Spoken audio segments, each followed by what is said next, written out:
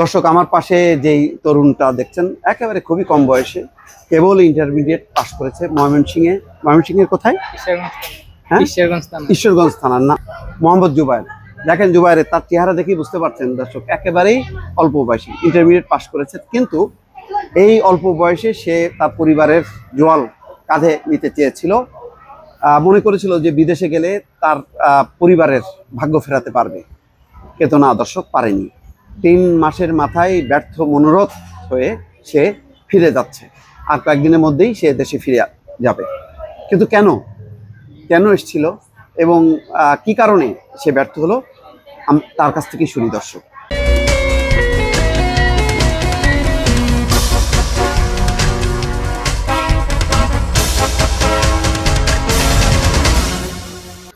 ভাইয়ের নাম কি? মোহাম্মদ জুবাইর। মোহাম্মদ জুবায়ের। দেশের বাড়ি ময়মনসিংহের কোথায়? ঈশ্বরগঞ্জে। তো কি মনে করে কাম্বোডিয়া জীবনে কি প্রথম বিদেশ?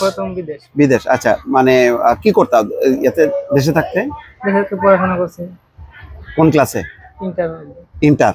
আচ্ছা, তারপরে বাহিরে মানে কিভাবে এখানে আসলা, কিভাবে একটু কাহিনীটা একটু মানে ঢাকা এজেন্সির মাধ্যমে আলাপ আলোচনা, মানে বিদেশ যামু করিয়া পরিচয় হইলো ওনার মাধ্যমে। আচ্ছা, কেমন খরচ হইলো? 5 লাখ। কিভাবে টাকাটা দিলা? মানে একবারে দিতে হয়েছে পুরোটা নাকি? একবারে বলতে প্রথম 1 লাখ দিছি, পরে ভিসা দিছে, পরে আবার 1 লাখ দিছি, পরে আওয়ার সময় বাকিগুলা, মানে যেদিন টিকেট দিছে বাকিগুলো। কয়দিন লাগছে প্রসেস করে এখানে আসতে? কম্বোডিয়া আসতে 20 দিনের মতো লাগছে। 20 দিন মতো লাগছে। মানে আজকে আলাপ করছি, মানে কালকে ভিসা দিয়ে দিছি। ও আচ্ছা আচ্ছা আচ্ছা। আবার মালয়েশিয়া 3 দিন ছিল।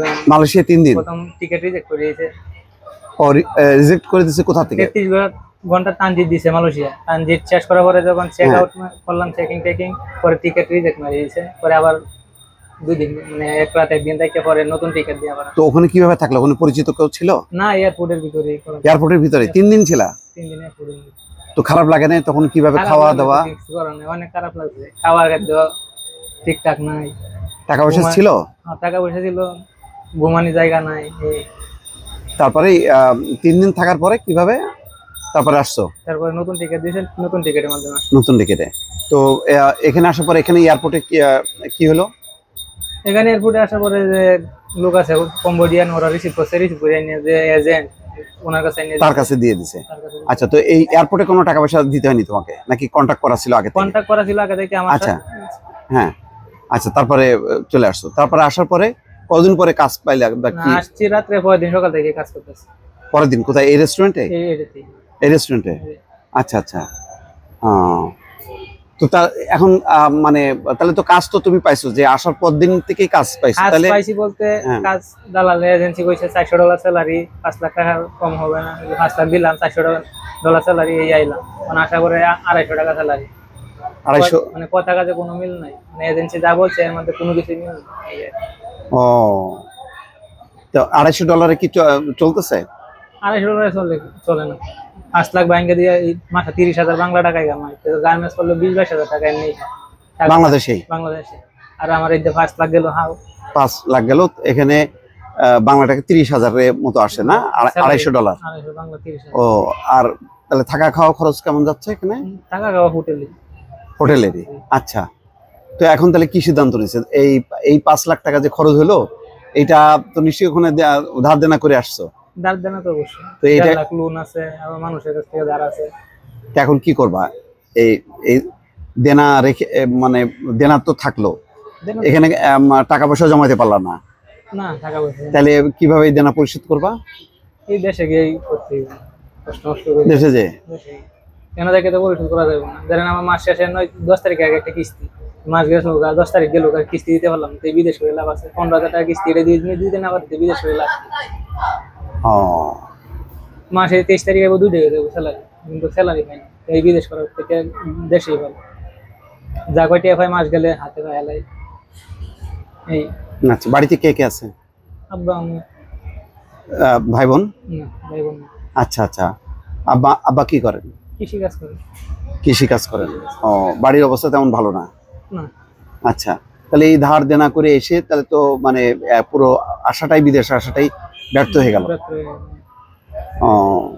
তো এরপরে কি করবা তাহলে? বাড়িতে যে দেশেই কাজকর্ম করবা? দেশেই করবো, মানুষের ঋণ এগুলা পরিশোধ করবো, পরে সিদ্ধান্ত পরে জীবন দেশে ভাব হয়ে যা মনে হয় দেশে কিছু করবো। আচ্ছা, তা তো মানে যথেষ্ট তোমার জন্য এটা হতাশার ব্যাপার হয়ে গেল। অনেক আশা নিয়ে বিদেশ আইছি, এত টাকা লোন করে মানুষের টাকা দিয়ে, মানে 30,000 স্যালারি বেতনে কাজ করতেছি, 18-19 মাস লাগবে মানুষের এই 5 লাখ টাকা তুলতে। 2 বছর যে হাও কষ্ট করবো না এই বিদেশ। আচ্ছা, তো তুমি কি একাই আসছিলে না সাথে আরো কয়েকজন ছিল? আমার সাথে আরো 3জন ছিল। তিনজনের মধ্যে একজন কাজ করতেছে, 2জন দেশে গেছে। দেশে অলরেডি চলে গেছে? অলরেডি গেছে। মানে 4 জন আসছো, 4 জনের মধ্যে তোমরা 2 জন আছো এখন পর্যন্ত? একজন কেসিনোর মধ্যে করতেছে, হ্যাঁ হ্যাঁ, আর 2জন দেশে গেছে। দেশে চলে গেছে। ও, একই সাথে আসছিলা? একই সাথে। তোমরা কি 4 জন একই এলাকার? না না না, একজন এক জেলায়, মানে এয়ারপোর্টে পরিচয় হইছে। এয়ারপোর্টে যে 4 জন একসাথে হইছো? আচ্ছা আচ্ছা, তো তারাও তো নিশ্চয়ই হতাশা, তাদেরও এরকম 4-5 লাখ টাকা খরচ হয়েছে। কেউ 6 লাখ দিয়েছে, কেউ 5.5 লাখ দিয়েছে। হ্যাঁ হ্যাঁ, আচ্ছা আচ্ছা।